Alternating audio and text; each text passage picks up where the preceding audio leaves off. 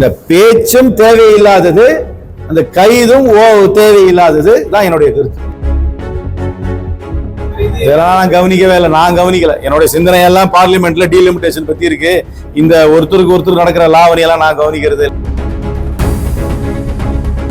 பாஜகவை யாரும் நோட்டீஸ் பண்றது இல்ல. நீங்க நோட்டீஸ் பண்ணீங்க தமிழ்நாட்டில், அது வரைக்கும் உங்களை பாராட்டுறாங்க.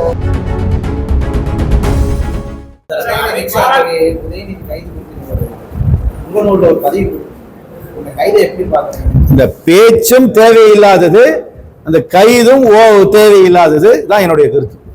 அமித்ஷா புதுச்சேரி போயிருக்காரு. புதுச்சேரியில் உட்பட யூனியன் பஸ்களை பலப்படுத்த வேண்டும் என்று ஒரு சொல்லியிருக்காரு. அது இல்லாம 1950 இருந்து 2014 வரைக்கும் புதுச்சேரி கவர்மெண்ட்டுக்கு வந்து 50,000 கோடி தான் ஒதுக்கப்பட்டிருக்கு. ஆனா இந்த 2015 இருந்து 2026 வரைக்கும் 17,000 கோடி ரூபாய் ஒதுக்கப்பட்டுள்ளது என்று சொல்லியிருக்காங்க. தெரியல எவ்வளவு, எனக்கு பாண்டிச்சேரி பட்ஜெட்டை பத்தி தெரியாது. யூனியன் டெரிட்டரி எல்லாம் நேராக மத்திய சர்க்காரோட கட்டுப்பாட்டில் இருக்கு. இனிமேல் யூனியன் டெரிட்டரி இருக்கணுமானே எனக்கு தெரியல. பல யூனியன் டெரிட்டரி எல்லாத்துக்குமே மாநில அந்தஸ்து கொடுத்துட வேண்டும் தான் என்னுடைய அர்த்தம். காஷ்மீர்ல இருந்து ஆரம்பிக்கும். பாராளுமன்றமும் சட்டமன்றத்தில் மக்கள் பிரச்சனையை தீர்க்கிறதுக்காக பேசுறதுக்கு போயிருக்காங்க. ஆனா சொந்த கருத்துக்களை பற்றி பேசிக்கிறாங்க சார். இப்ப ஆதரவு எடுத்துட்டா 900 கோடி லாட்டரி பிரச்சனை பேசுறாங்க. இதெல்லாம் நான் கவனிக்கவே இல்லை, நான் கவனிக்கல. என்னுடைய சிந்தனை எல்லாம் பார்லிமெண்ட்ல டீலிமிட்டேஷன் பத்தி இருக்கு. இந்த ஒருத்தருக்கு ஒருத்தர் நடக்கிற லாவணி எல்லாம் நான் கவனிக்கிறதே இல்லை.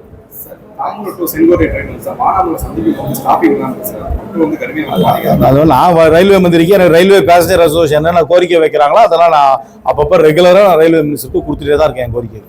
முன்னாள் பாஜக மாநில தலைவர் வந்து ஒரு தூய்மை பாஜகவை யாரும் நோட்டீஸ் பண்றது இல்ல. நீங்க நோட்டீஸ் பண்ணீங்க தமிழ்நாட்டில், அது வரைக்கும் உங்களை பாராட்டுறாங்க. சீமான் வந்து மேகதாதுக்கு போராட்டம் பண்ண சொல்லியிருக்காரு. கோயிலுக்கு நெருங்கிட்ட மாடு மாதிரி விட்டுட்டாங்க. யாரோ வந்தவங்க போனவங்க ஆட்சியில் உட்கார வச்சுட்டாங்க அப்படின்னு சொல்லியிருக்காரு. அதெல்லாம் அதெல்லாம் பாவம் சொல்றேன். அவர் காரைக்குடிக்கு திருப்பி வந்தாரா? வரல இல்லைன்னா காரைக்குடிக்கு ஆடிக்கு வரட்டும். காவேரியை பொறுத்த வரைக்கும் காவேரி மேனேஜ்மெண்ட் போர்டுன்னு ஒன்று இருக்கு.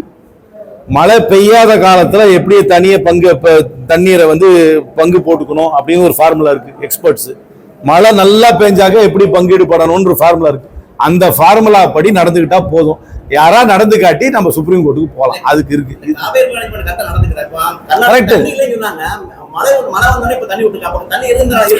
அது கிடையாது. அதெல்லாம் எக்ஸ்பர்ட்ஸ் பார்த்து எக்ஸ்பர்ட் பேனல், நியூட்ரல் பேனல் தான் தண்ணி எக்ஸ்ட்ரா அந்த ஆர்டரை இம்ப்ளிமெண்ட் பண்ணும். அதுக்கப்புறம் கண்டெம்ப்டுக்கு போக வேண்டியதான். நீதிமன்ற தீர்ப்பை யாராவது செயல்படுத்தாட்டி உடனே கண்டெம்ப்டுக்கு போறதுக்கு நமக்கு உரிமை இருக்கு.